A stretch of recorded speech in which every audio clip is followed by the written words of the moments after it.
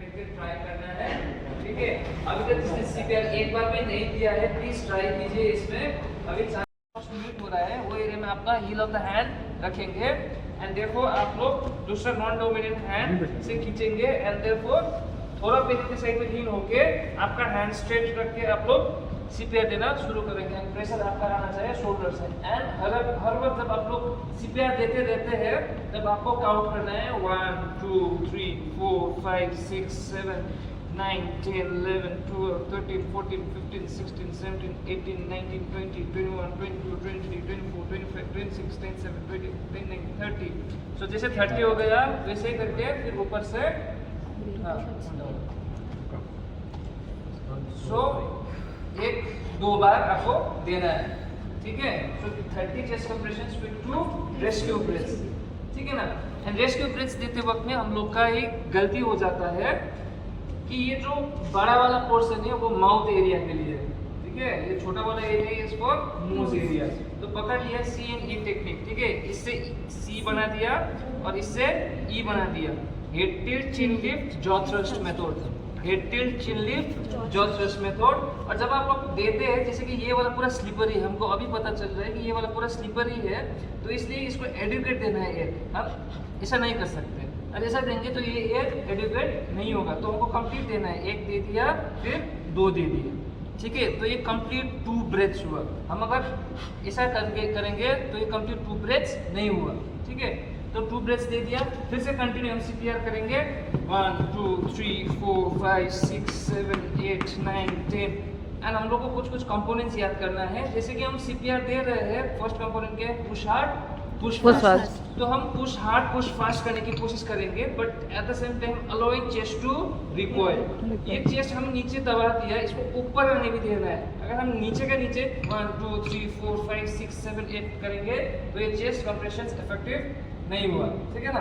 तो push hard push fast allowing chest to recoil, ऊपर आने भी देना है, इसको ऊपर आने भी देना है, ठीक है। तो उसके बाद में डेप्थ कितना है 5 सेंटीमीटर या फिर 2.4 इंच का डेप्थ में आपका होना है, ठीक है।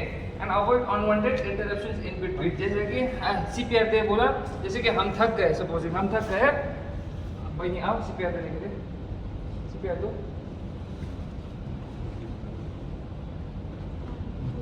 हाँ, तो उसने तो डायरेक्टली आके चालू कर दिया, बट कोई क्या करता है गलती, देखो कोई गलती क्या करता है, आपको सीपीआर देने नहीं आता है, हम मान लिया अंडरस्टैंड कर सीपीआर देने नहीं आते, बट स्टिल आपको जाके सीपीआर देना है, ठीक है ना। तो उसमें जाके पूरा नहीं होता, ऐसा करके वो इधर था उधर था, ये कर दिया वो कर दिया ऐसा, ठीक है। तो आपको तुरंत से करना है, क्योंकि पेशेंट के लिए टाइम बहुत इंपॉर्टेंट चीज़ है अभी, ठीक है ना। तो ये avoid unwanted interruptions in between, ठीक है। उसके बाद में लास्ट वाला क्या है, अवॉइड एक्सेसिव वेंटिलेशन। जो ऑक्सीजन सेट कर रहे हैं तो ये एक ऐसा है, ये एम्बो में हम लोग ये वाला भी डालते हैं कि प्री ऑक्सीजनेशन के लिए जो ये रखा है। तो इसमें हम लोग वो इधर कोई जो रात इसमें रात हो बैक ऑक्सीजन को किया।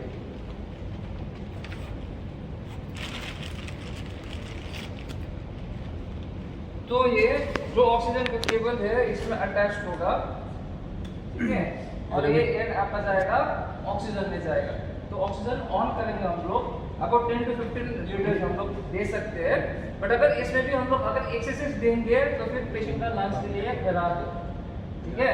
तो अवॉइड एक्सेसिव वेंटिलेशन। दूसरा गलती क्या करते थे हम लोग, दिया फर्स्ट दिया, देने की कोशिश किया नहीं हुआ, वो हमको तो ऐसे नहीं देना था, वो कंप्लीट देना था, फिर क्या किया, फिर 1 दिया फिर दे दिया, टोटल में कितना दिया हमने 4 दिया, समझ में आ रहा है। तो कोई भी रीजन होगा एक्सेसिव वेंटिलेशन हम लोग को नहीं देना है, कोई भी रीजन से, ठीक है ना। तो ये 5 कंपोनेंट्स याद करके हम लोग को सीपीआर दे देना है। नहीं तो दूसरा वाला जो भी चीज़ सर ने अभी बताया वो ये है कि आप लोग 6 जन होंगे, अगर आप लोग वो वार्ड में है वो एरिया में है तो 1 जन आएगा सीपीआर देने, दूसरा जन जाएगा कोड एक्टिवेट करने। जो कोड एक्टिवेट कर रहा है उनको ही जाके राष्ट्रोली लेके आना है, उनको ही जाके डिफिब्रिलेटर भी लेके आना है, तब तक वो दूसरा सिस्टम क्या करते रहेगा, सीपीआर देते रहेगा। एंड 3 मिनट के अंदर में आईसीयू टीम जो भी है वो टीम को वो एरिया में पहुंचना पड़ेगा 3 मिनट के अंदर में, ठीक है ना। तो तो 3 मिनट के अंदर में पहुंचेंगे एंड देयरफॉर जो काम भी करना है उसके बाद में हम लोग करेंगे, जैसे कि टीम होके उसके बाद करेंगे। पहले तो 2 जन 3 जन सिर्फ रहेगा, अगर 2 जन 3 जन सिर्फ है तो एटलीस्ट क्रैश लेके आएंगे एंड पेशेंट को हम लोग सीपीआर देते रहेंगे। कोड ऑलरेडी एक्टिवेट कर दिया एंड ऊपर में कोई एयरवे देते रहेगा। ये बीएलएस को 2 चीज एटलीस्ट हम लोग करते रहेंगे। वेंटिलेटर नहीं है तब भी चलेगा, ऑक्सीजन नहीं है तब भी चलेगा, बट सीपीआर दे रहा है एंड रेस्क्यू ब्रेथ दे रही है। 2 चीज एटलीस्ट होना चाहिए जब तक कि हम लोग का आईसीयू टीम नहीं आ जाता या फिर कोड टीम नहीं आ जाता है, ठीक है ना।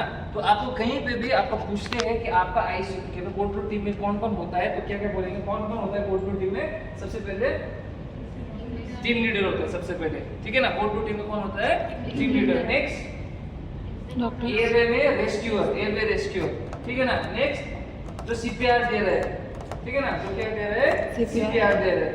नेक्स्ट आईवी, हाँ, जो मेडिसिन एडमिनिस्टर कर रहा है, एक नर्स होता है जो मेडिसिन एडमिनिस्टर कर रहा है, और कौन होता है, और एक जो रिकॉर्ड, हाँ रिकॉर्डर भी होता है, और एक तो सुपरवाइजर, हाँ, और एक टेक्नीशियन रहता है जो डिफिब्रिलेटर को मॉनिटर कर रहा होता है, ठीक है।